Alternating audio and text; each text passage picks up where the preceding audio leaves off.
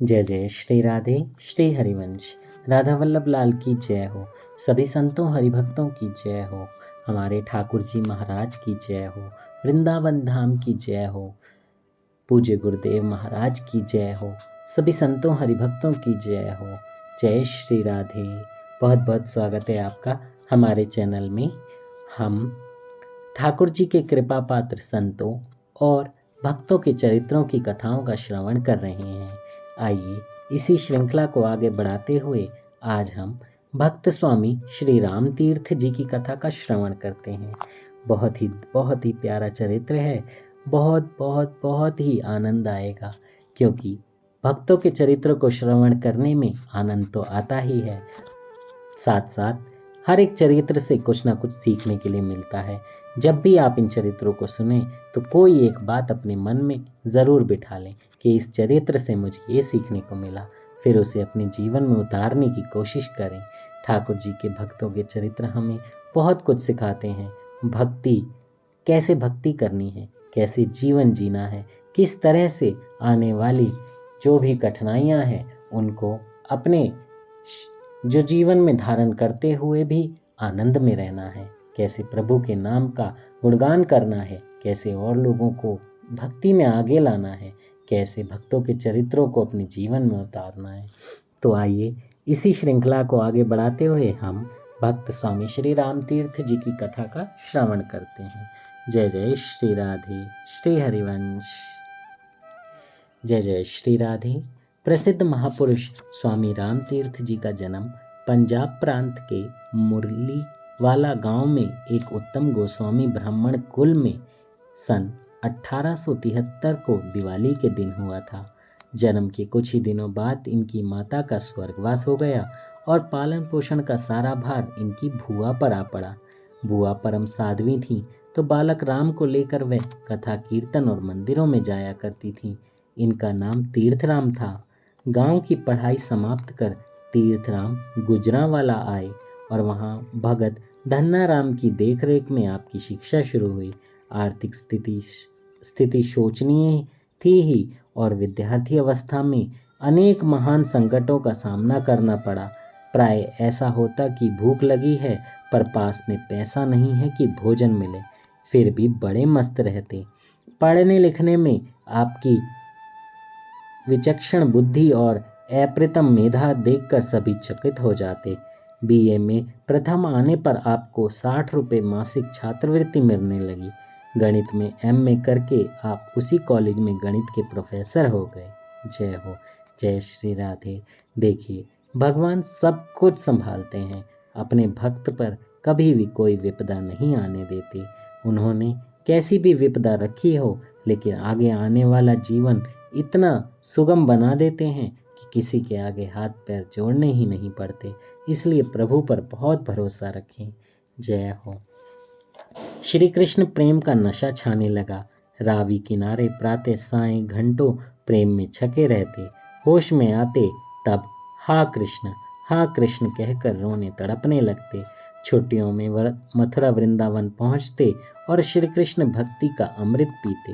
उपनिषद तथा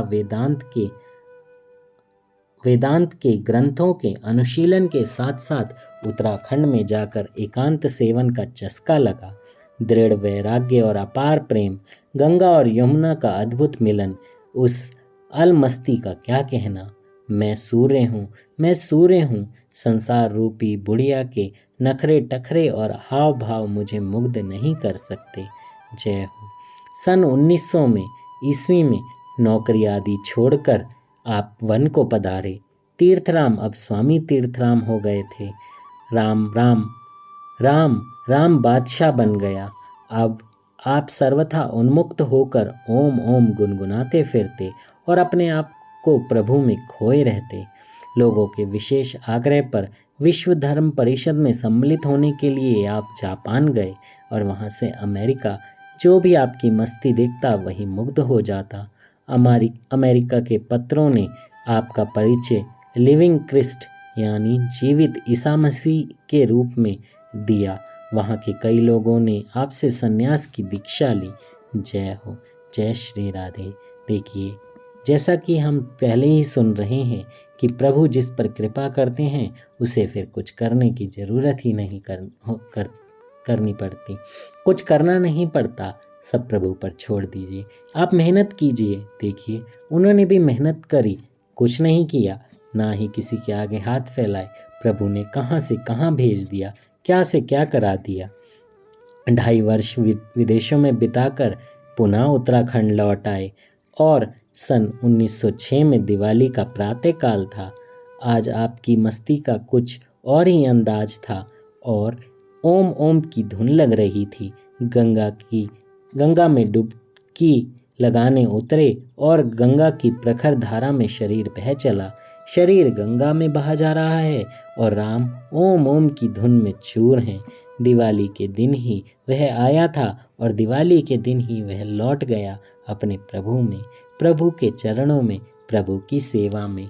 प्रभु देखिए छोटा सा ही जीवन है, कुछ ज़्यादा नहीं, 29-30 साल का ही जीवन रहा, लेकिन उसमें भी प्रभु की ही भक्ति, प्रभु का ही नाम, प्रभु का ही सहारा, प्रभु का ही आसरा, प्रभु की ही कृपा। देखिए प्रभु ने भेजा सिर्फ किस लिए? इसलिए नहीं कि उनको कुछ चाहिए था, उनको तो कुछ नहीं चाहिए था, उनको तो ना कोई आराम, ऐशो आराम कुछ नहीं, उनको सिर्फ प्रभु भक्ति करनी थी। और उनका चरित्र हम जैसे जो पापी लोग हैं, जो माया में फंसे हुए हैं, उनका मार्गदर्शन करने के लिए है कि अगर आप प्रभु की सेवा में लग गए, प्रभु के साथ हो लिए, प्रभु के चरणों में अपने शीश को झुकाकर, उनको नतमस्तक होकर, दंडवत होकर उनको अपने आप को समर्पित कर दिया, तो फिर प्रभु आपको कुछ नहीं होने देंगे। प्रभु आपको हर क्षण संभालेंगे और प्रभु आपके लिए ऐसे रास्ते बनाएंगे कि फिर कभी कुछ कहने की और कभी कुछ मांगने की ज़रूरत नहीं होगी।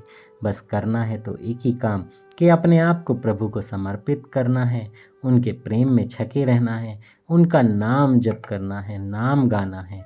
हे कृष्ण, हे कृष्ण, हे राधे, हे राधे, हे शिव शंकर, हे शिव शंकर, हे भोले। जो भी नाम आपको प्रिय हो उसमें आप उस नाम को गुनगुनाइए, अपने आप को उनको सौंप दीजिए, प्रभु आपका कल्याण करेंगे। जय जय श्री राधे। श्री हरिवंश। कथा कहने में मुझसे कोई त्रुटि हुई हो तो मुझे क्षमा कीजिएगा। ज़्यादा से ज़्यादा लोगों तक ये कथा शेयर कीजिए। चैनल को सब्सक्राइब नहीं किया है तो जल्दी से सब्सक्राइब भी कर दीजिए। जय जय श्री राधे।